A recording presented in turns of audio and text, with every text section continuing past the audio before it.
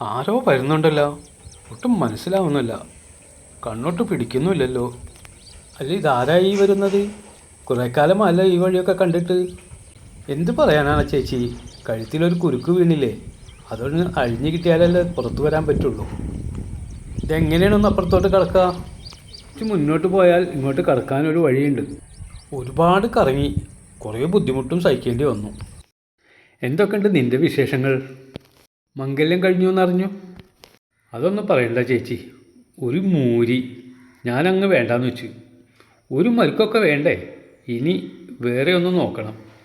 നല്ലത് വല്ലതും ഒത്തു വന്നാൽ അതിൻ്റെ കൂടെ കൂടണം. അല്ല, ചേച്ചിയുടെ കാര്യം എന്തായി? എന്ത് പറയാനാ, കാണാൻ ഭംഗിയുണ്ടെന്ന് പറഞ്ഞിട്ട് എന്താ കാര്യം? ഒരുത്തനും കൂടെ കഴിയാൻ തയ്യാറല്ല. എല്ലാവരും അവരവരുടെ ആവശ്യം കഴിച്ചു പോകും.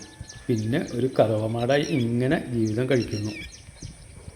ദേ ഒരുത്തൻ നമ്മളെ നോക്കി വെള്ളം ഇറക്കി നിൽക്കുന്നുണ്ടല്ലോ. ഹലോ, എന്തുണ്ട് വിശേഷം? രണ്ടാളും കൂടി എന്താ സുകാര്യം പറയണത്? എന്നെയും കൂട്ടുമോ? നിങ്ങൾ ഇങ്ങോട്ട് വരികയാണെങ്കിൽ വണ്ടർലയൊക്കെ കാണാം. രാത്രിയിൽ എന്ത് ഭംഗിയാണെന്നറിയാമോ?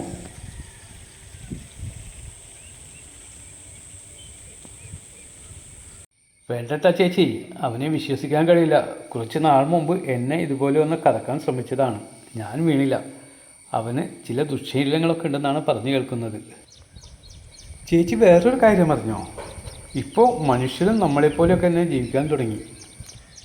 പണ്ടെല്ലാം അവർ ഒരു വിവാഹം കഴിച്ച് കുടുംബവും കൂട്ടുകുടുംബവും ഒക്കെ ആയിട്ടല്ലേ ജീവിക്കാറ്.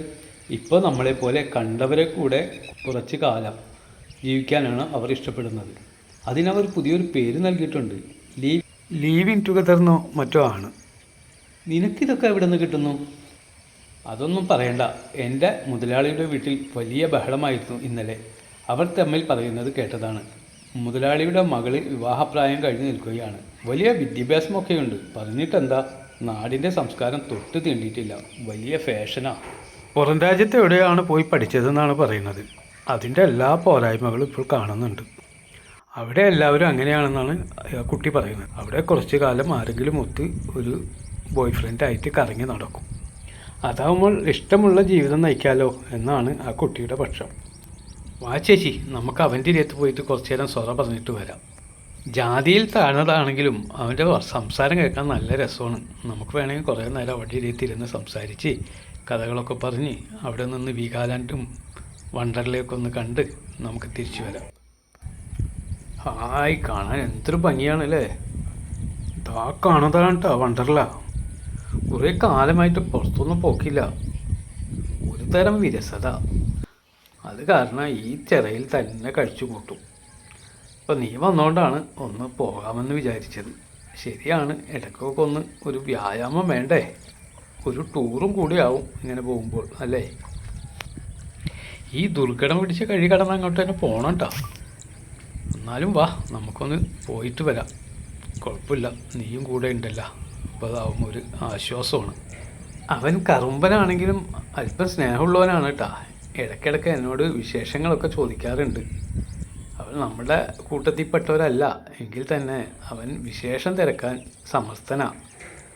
അതുകൊണ്ട് അവന് സ്നേഹമുണ്ടെന്ന് തോന്നുന്നു. ശരിയാണ്, ഇപ്പോൾ നിറം നോക്കി ആരെയും വിശ്വസിക്കാൻ പറ്റില്ലല്ലോ.